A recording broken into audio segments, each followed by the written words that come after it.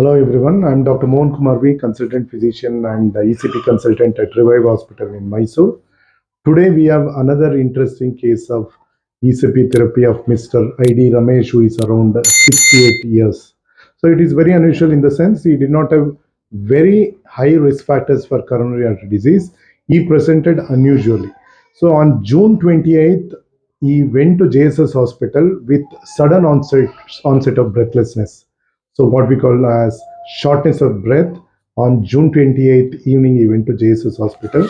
Patient was evaluated and treated. Echo was done. There it was regional wall motion abnormality, which is suggestive of ischemic heart disease.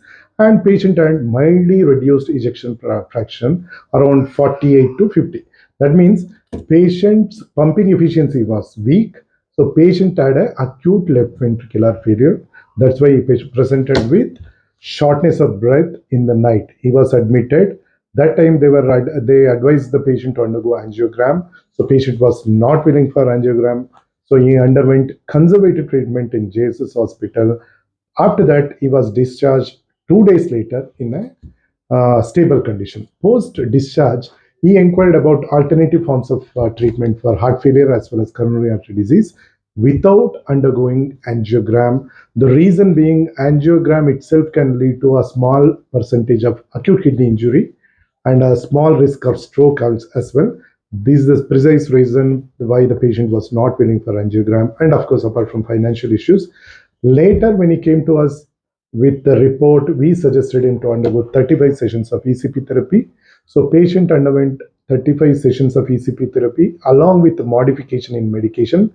We, apart from ECP therapy, started him on anti-failure medication, and he had borderline diabetes also. For that, all the 4 pillars of heart failure medication was started, including SGLT2 inhibitor, which would have taken care about the heart failure as well as the type 2 diabetes mellitus. He had borderline diabetes. Post completion of ECP therapy, almost 35 sessions, patient felt remarkably better. There were no episodes of shortness of breath. His activities of daily living improved. He was able to move around, climb stairs, and do all his routine activity comfortably. Now, from the patient perspective, let us try to hear what has been patient's experience. Ramesh ಅವರೇ, ನಿಮಗೆ ಯಾವಾಗ ಏನಾಯ್ತು, ಹೇಗಾಯ್ತು ಅಂತ ಹೇಳಿ. ಅದೇ 28ನೇ ತಾರೀಕಿಗೆ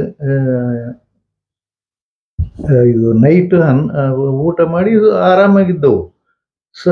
ಮಲಗಲಿಕ್ಕೆ ಹೋದೆವು, 10:30 ಆಗಿತ್ತು. ಸಡನ್ ಶ್ವಾಸದ್ದು ಸ್ವಲ್ಪ ಎದೆ ನೋವು ಏನು ಬಂದಿಲ್ಲ, ಉಸಿರಾಟದ ತೊಂದರೆ ಉಸಿರಾಟ ಇದು ಅಂತ ಅಷ್ಟೇ. ಅದು ಜಾಸ್ತಿ ಆಗ್ಬಿಡ್ತು. ಅಲ್ಲಿಂದ ನಾವು ಕಾರ್ ತಗೊಂಡು ಇದಕ್ಕೆ ಹೋದವು 5 ನಿಮಿಷದಲ್ಲಿ JSS ಹೋಗಿ ಅಡ್ಮಿಟ್ ಮಾಡಿಕೊಂಡ್ರು. ಅಡ್ಮಿಟ್ ಮಾಡಿ 2 ದಿವಸ ಇಟ್ಕೊಂಡ್ರು. ಹಾಗೆ ಅಲ್ಲಿಂದ ಅವರು ಎಂಜಿಯೋ ಮಾಡಿಸ್ಬೇಕು, ಅದು ಅಲ್ಲದೆ ಅದ್ರ ಜೊತೆಯಲ್ಲೇ ಇದು ಶಂಟ್ ಮಾಡಬೇಕು ಅಂತ ಹೇಳಿದ್ರು. ಒಂದು 3-4 ಲಕ್ಷ ರೂಪಾಯಿ ಖರ್ಚಾಗ್ತದೆ, ನಾವು 2 ಡೇಸ್ ಬಿಟ್ಟು ಬರ್ತೀವಿ ಅಂತ ಹೇಳಿದ್ರು. ಅಷ್ಟೇ. ಅಲ್ಲಿಂದ ಬಂದು ನಿಮ್ಮ ಹತ್ರ. ಸೊ ಆಮೇಲೆ ECP ತಗೊಂಡ್ಮೇಲೆ ನಿಮಗೆ ECP ಪೀರಿಯಡ್ ಅಲ್ಲಿ ಹೇಗಾಯ್ತು, ಏನಾಯ್ತು, ಅದರ ನಂತರ ಎನರ್ಜಿ ಲೆವೆಲ್ಸ್ ಹೇಗಿದೆ, ಉಸಿರಾಟದ ತೊಂದರೆ? ಇಲ್ಲ, ಚೆನ್ನಾಗಿದೆ. ಸೊ ECP ತಗೊಳ್ಳೋ ಟೈಮಲ್ಲಿ ನಿಮ್ಗೆ ಉಸಿರಾಟದ ತೊಂದರೆ ಏನು ಇರಲಿಲ್ಲ. ಸೊ ಇವಾಗ ಆಕ್ಟಿವಿಟಿ ಆರಾಮಾಗಿ ಓಡಾಡ್ಕೊಂಡು ವಾಕಿಂಗ್ ಎಲ್ಲ ಮಾಡ್ತಾ ಇದ್ದೀರಾ, ಕಂಫರ್ಟಬಲ್ ಆಗಿದೆ. Okay, this is the experience of the patient. Patient had acute LVF at the time of hospitalization. Post that, he was discharged with an advice for angiogram. Patient was not willing because of financial constraints. Then he visited our hospital. We convinced him to undergo ECP therapy. He successfully underwent 35 sessions of ECP therapy. Post ECP therapy, his heart pumping efficiency improved. His symptomatically is much better. And also, as we know the mechanism of action, it would have increased his collateral circulation in the heart. We all know ECP is a USFDA approved very safe form of treatment. Unfortunately, it is under-discussed and underutilized. So with that, I would like to end my today's discussion about ECP with another interesting case. Thank you.